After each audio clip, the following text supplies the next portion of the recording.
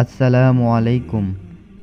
প্রতিদিন সকালে ঘুম থেকে ওঠার মাধ্যমে আল্লাহ আমাদের নতুন একটি জীবন দান করেন।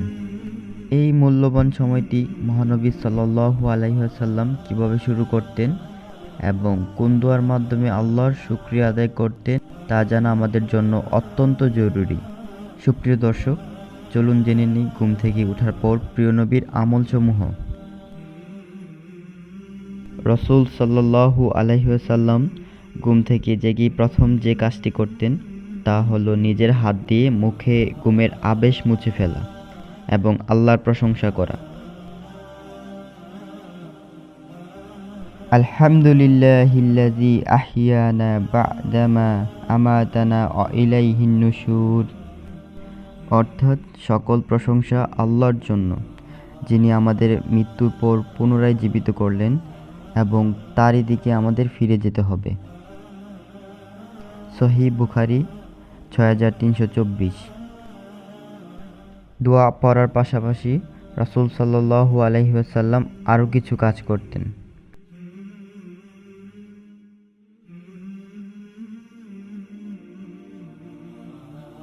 ঘুম থেকে ওঠার পর রাসূল সাল্লাল্লাহু আলাইহি ওয়াসাল্লাম প্রথমে মিসওয়াক দিয়ে মুখ পরিষ্কার করতেন। সহিহ বুখারী ২৪৫। এটি মুখের দুর্গন্ধ দূর করে এবং আল্লাহর সন্তুষ্টির কারণ।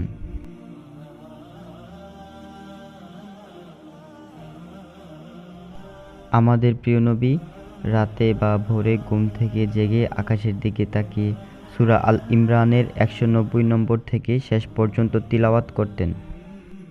সহিহ বুখারী ৪৫৭৬। রাসূল সাল্লাল্লাহু আলাইহি ওয়াসাল্লাম বলেছেন, মানুষ যখন ঘুমায় শয়তান তার গাড়ের পেছনে ৩টি গিঁট দেয়। ঘুম থেকে জেগে আল্লাহর জিকির করলে একটি, উযু করলে একটি এবং নামাজ পড়লে সবকটি গিঁট খুলে যায়। সহিহ বুখারী ১১৪২। সুপ্রিয় বন্ধুরা, চলুন জেনে নেই এই আমলগুলোর ফজিলত। এই আমলগুলোর ফজিলত অপরিসীম।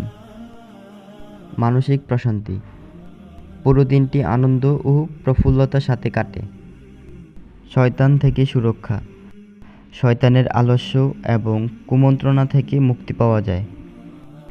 বরকত, দিনটি ইবাদতের মাধ্যমে শুরু করার কারণে কাজে বরকত আসে।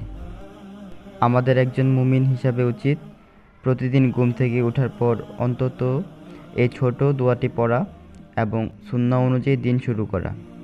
এতে আমাদের দুনিয়া ও আখিরাত উভয়ই সুন্দর হবে। আল্লাহ আমাদের প্রিয় নবীর সুন্নাহ মেনে চলার তৌফিক দান করুন, আমিন। ভিডিওটি এ পর্যন্তই। দেখা হবে অন্য আরেকটি ভিডিওতে।